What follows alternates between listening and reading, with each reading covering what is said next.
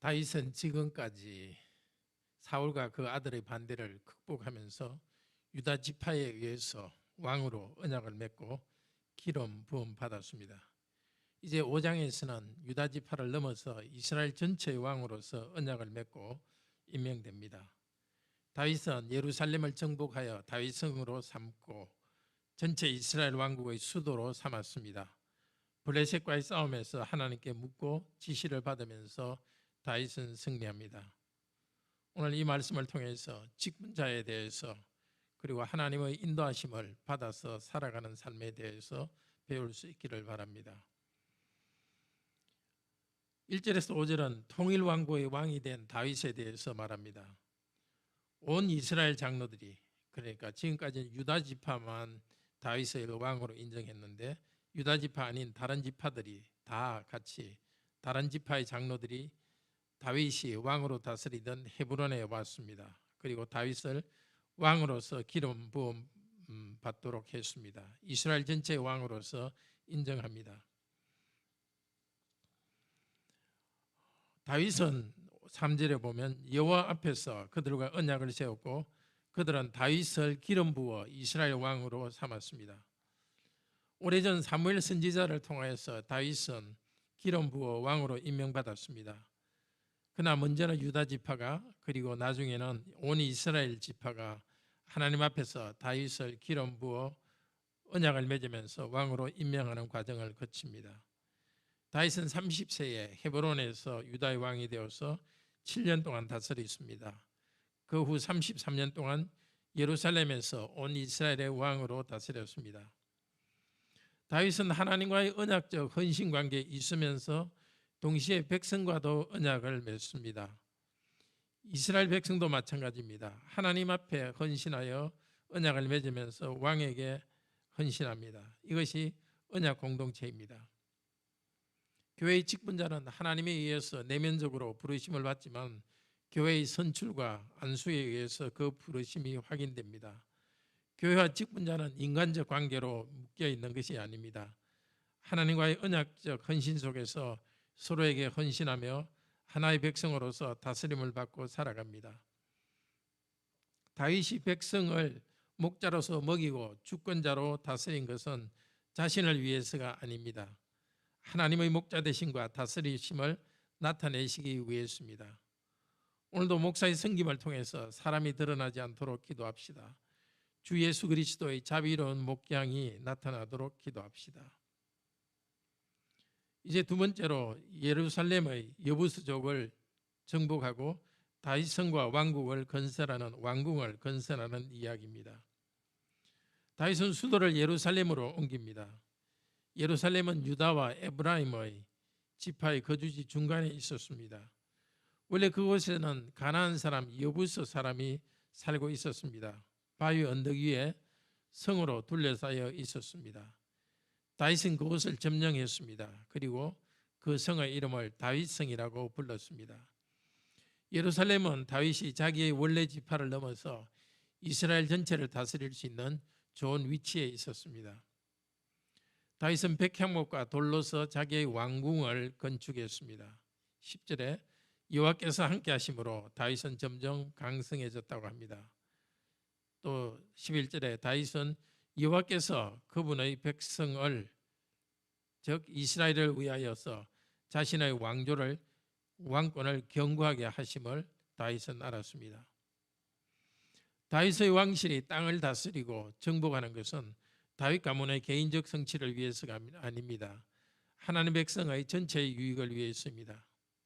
오늘날 우리 모두는 우리의 성취나 은사가 내 자신만을 위한 것이 아니라 교회 공동체 전체의 유익을 위한 것임을 알아야 되겠습니다. 특히 직분자는 더 그래야 되겠습니다. 이제 세 번째로 다윗의 아들들이 많이 출생하고 번성하는 이야기 13절에서 16절입니다. 다윗은 물질적 번성에 이어서 자손이 생육하고 번성합니다. 예루살렘에서 새롭게 얻은 아내들과 자녀들이 번성합니다. 다윗의 물질적 번성은 자녀를 통해 생육하고 번성하는 것을 위해서입니다. 하나님의 백성 전체가 생육하도록 하기 위해서입니다. 경건한 다윗의 가문이 받은 번성의 축복은 하나님 나라 백성 전체의 번성을 위한 것입니다. 창세기 1장 28절의 축복이 실현되고 있습니다. 오늘 네 번째로는 다윗이 블레셋에 대하여서 전쟁하며 승리하는 이야기입니다. 이스라엘 백성이 다윗을 기름 부어서 왕으로 삼았다는 소식을 듣고 블레셋이 공격해 왔습니다. 다윗은 하나님께 어떻게 싸우러 가야 될지 여쭈었습니다. 하나님께서는 올라가 싸워라, 그들을 너희 손에 주었다고 응답하셨고 다윗은 크게 승리했습니다. 그러나 다윗은 20절에서 말합니다. 여호와께서 물을 치고 나간 같이 내 대적을 치고 나가셨습니다 라고 고백합니다. 그리고 그곳의 이름을 바알브라심, 여호와께서 치고 나가셨다는 뜻으로 바알브라심이라고 불렀습니다. 2차 전투가 시작되었습니다. 다시 블레셋이 공격이 왔을 때 다윗은 바로 또 나가지 않았습니다. 여호와께 물었습니다. 지난번에 한 대로 하면 되겠지 하고 생각한 것이 아니라 이번에는 어떻게 해야 될지에 대해서 물었습니다. 하는 일마다 하나님의 인도를 받습니다. 이번에는 여호와께서 돌아서 그들에게 들어가라고 지시했습니다. 숨어 있다가 뽕나무 꼭대기에서 걸음 걷는 소리가 들리면 그들에게 들어가라. 그때 내가 앞에서 걸어가 블레셋 군대를 치리라고 약속했습니다. 이스라엘은 다윗은 그대로 순종했고 여호와께서 싸워서 승리를 주셨습니다. 형제자매 여러분, 오늘 이 말씀을 통해서 우리는 교훈을 얻읍시다. 사무엘상 16장 13절에서 하나님은 다윗을 기름 부어서 왕으로 임명했습니다. 오늘 사무엘하 5장에서는 사울을 따르던 이스라엘 백성들도 마침내 다윗의 왕권을 인정합니다.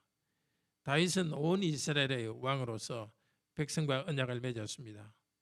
다윗의 왕권은 튼튼해졌고 자녀들은 번성했습니다. 다윗 가문 개인을 위해서가 아니라 이스라엘 백성 전체를 위한 것이었습니다. 다윗은 하나님의 백성을 위협하는 가나안 지역 원주민과 계속 싸워서 승리했습니다. 백성을 위한 땅을 정복합니다. 다윗과 이스라엘과 함께 하셨던 여호와 하나님은 사람이 되셨습니다. 지금도 우리에게 선한 목자가 되십니다. 구약 다윗과 백성에게 하신 약속을 신실하게 이루신 그리스도는 지금도 하늘에서 왕으로 다스리십니다. 우리를 유혹하는 죄의 세력과 우리를 억누르는 온갖 고통 가운데서 약속하셨습니다. 평강의 하나님께서 사단을 너희 발 아래 상하게 하시리라. 사단에 대해서 승리하게 해주겠다고 약속했습니다. 오늘도 승리의 길로 인도하시는 여호와 하나님께 예수 그리스도의 이름으로 우리의 필요를 아뢰읍시다. 우리의 길을 인도해 주시기를 기도합시다. 전에 이렇게 했을 때 잘 되었으니까 지금도 잘 될 것이라고 생각하며 우리의 경험만을 의지하지 맙시다. 말씀에 의지하여 부르짖는 우리들에게 오늘도 위로해 주시고 우리 갈 길을 인도하실 것입니다. 하나님을 경배하는 삶으로 살아갈 때 우리는 일상 속에서 참 평안을, 축복을 누리게 됩니다. 기도합시다. 자비로우신 하나님, 교회의 직분자들이 하나님과의 언약 관계 속에서 성도들과 언약을 맺으면서 섬기도록 하셨습니다. 직분자의 섬김을 통해서 여호와 하나님의 선하심과 하나님의 인도하심이 드러나게 하여 주소서. 다윗이 가진 것이 하나님의 백성을 위한 것이었듯이 오늘도 우리에게 주신 좋은 것을 우리 자신만이 아니라 교회와 성도를 위한 것임을 알고 올바로 사용할 수 있게 하소서. 직분자의 섬김을 통해서 성도들 전체가 유익을 얻게 인도하여 주소서.